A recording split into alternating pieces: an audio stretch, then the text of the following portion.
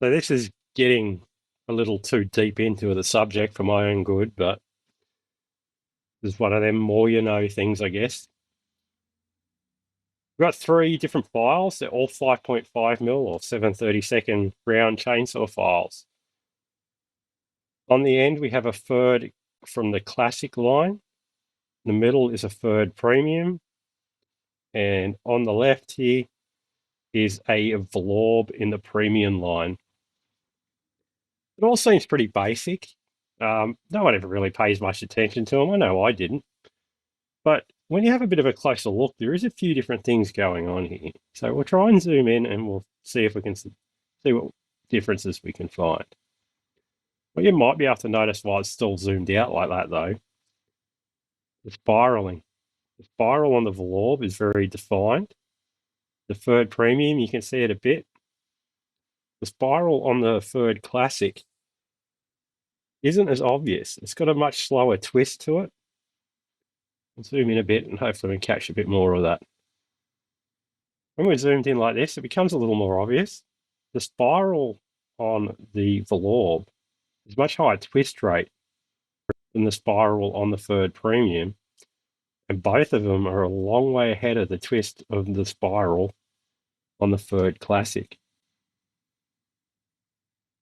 You'll notice that the Vlorb has a different tooth shape to the Ferd Premiums, both of which have a different tooth shape to the Classic. So I can only really give you the definitions from the manufacturer and my feelings from using them. The Ferd Classics on the end here, they are saying it has a high removal rate, and that has generally been my experience. If you purchase a two-in-one, it doesn't matter if it's a Ferd or a Stihl branded, that's the file that they come with, the classic line file. And I think they're well suited to that style of tool. The people using that type of tool are probably just looking for that quick, easy sharpen, and they're very well suited to that. What you do notice is if you use them just with a handle and you're filing, there's a very different cut feel once you move into the other two. I'm going to attempt to see if I can show the difference in the surface it leaves on the cutter, but a lot of that is down to the user. Everyone will probably get a slightly different result, and it depends on how consistent you are with the pressure you apply and how you apply that pressure. Having spoken to a file manufacturer recently, turns out I've always probably used too much pressure. They are looking for very light but consistent pressure throughout the stroke. I'm using a little too much pressure, especially with the first one or two passes. I'll put on a bit more force, and then I'd usually follow up with a lighter one or two passes. The general recommendation from them to me was to use just light passes and slowly remove the damage, even if it requires more strokes. Just light is better for the finish of the cutter, which I'm not sure is all that important, but whatever. But more importantly, it's better for the file. It'll ensure a longer file life. So we'll get into that while we're here, actually. We'll zoom back out. Talk about some of the basics. Clean your files. Most people don't. That's a file card. They're usually not used on chainsaw round files because they're regarded as cheap throwaways. But it will help. Give it a clean off, wipe it down, try and get all the oil and organic matter off it. A lot of the times when people throw out a file, they're not actually dull. They're just all the little teeth are full of organic matter and oil residue and everything from the bar.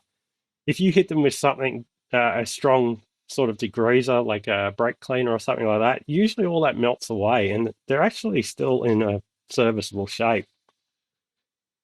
The big one I do, if you see any of my filing videos, I back drag the file. I generally haven't cared about it in the past, but I'm kind of feeling a bit bad for it now. I don't know how much it really shortens the life, but it's not what it's intended to do. I back drag it against the back of the depth gauge. Just a habit I got into. But yeah, I'll try and set up. I'll use something with a big tooth like a 404 chain and set it up and see if we can actually see a difference in the finish on the cutters. All right, this doesn't need sharpening, but we'll start with this. We'll just use this as an example because it's got a nice big tooth on it. So I'll start off with the third in the classic line. Just see what sort of finish I get.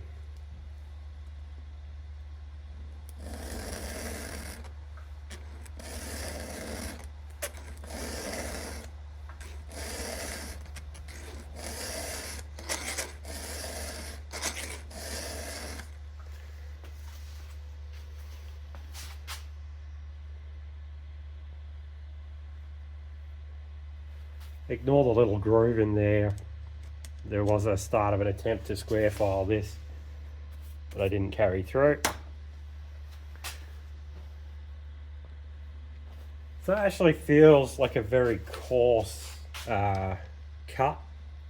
It's got a lot of resistance there, even with very light pressure. It's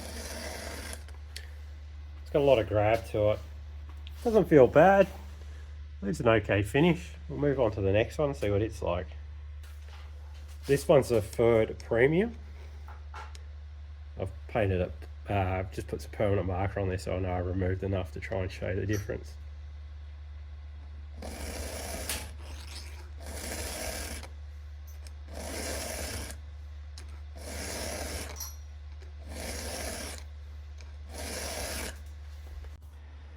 Alright, so that's the tooth finish with the third premium. Honestly, the feel between them wasn't that different. In the past, I've always found them to feel a bit different, but I generally used to use a lot of pressure. Well, a lot more pressure than that anyway. That might be the difference I'm seeing. To me, visually, there's not a huge difference in it. It might pick up better on camera because I can zoom in so much, but I'll mark the tooth up and I'll use the velour. Okay, next up is the velour premium. This generally feels pretty familiar to me. I've used a lot of these things over the years.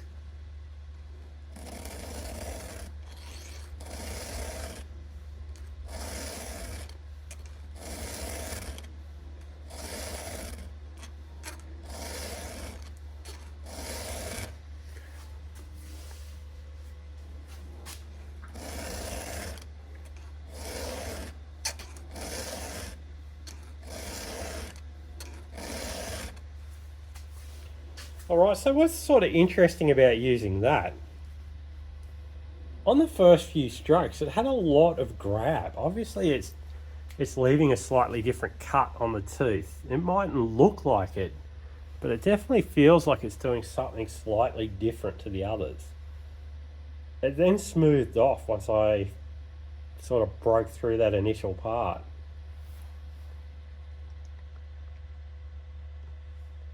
And that's it, zoomed right in. I'm not sure if I'm going to be able to see a visual difference between them. From what I'm looking at in person, they all look pretty good. So what is sort of noticeable with all of them is because of that spiral cut, it creates more of like a crosshatch pattern in the cutter. They're not straight lines across it. You can see how they're all facing in slightly different directions. The finished result you get with all of them will vary. Different people with different techniques applying different amounts of pressure will get slightly different finishes.